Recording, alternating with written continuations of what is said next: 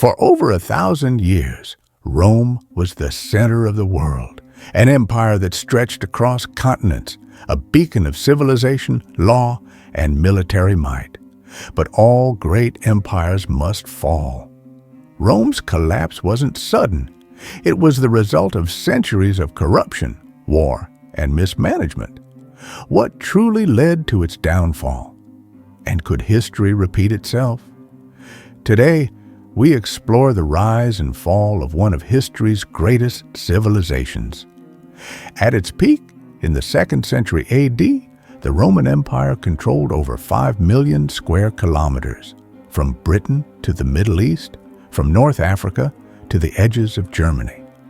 More than 50 million people lived under its rule, connected by an extensive network of roads, aqueducts, and trade routes.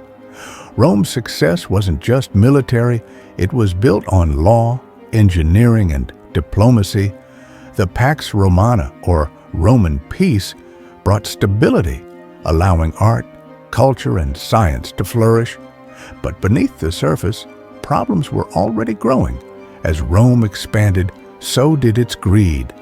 The rich became richer, while the poor were burdened with heavy taxes.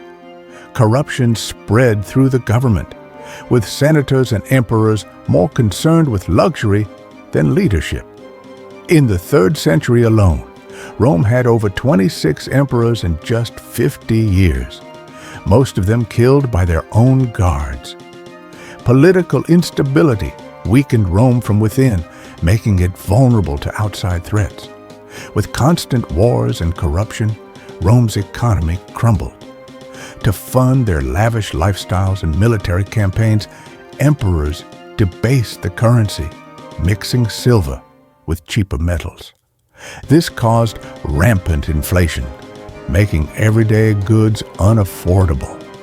Trade declined, food shortages spread, and farmers abandoned their lands. With an economy in freefall, Rome could no longer support its vast empire.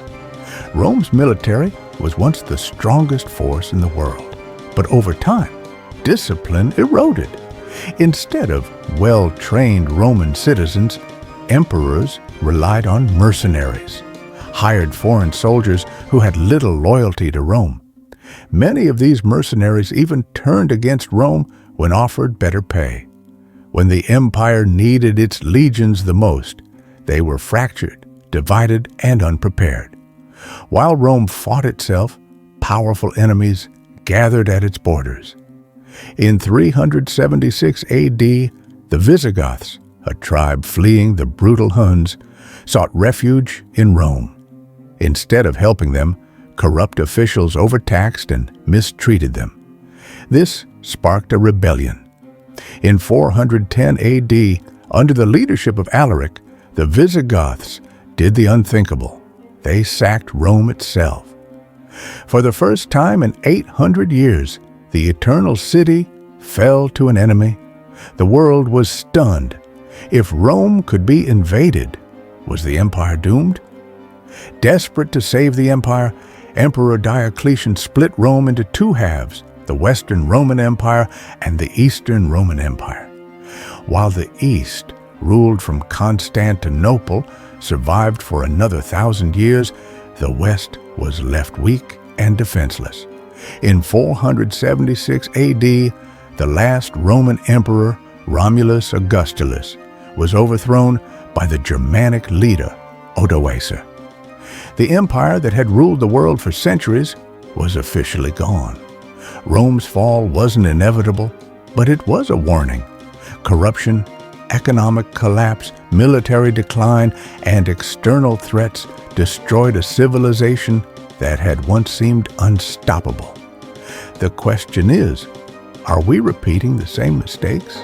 If you enjoyed this deep dive into the fall of Rome, don't forget to like, subscribe, and hit the notification bell for more historical mysteries and epic tales. Echoes of Time will return with another story from the past. See you next time.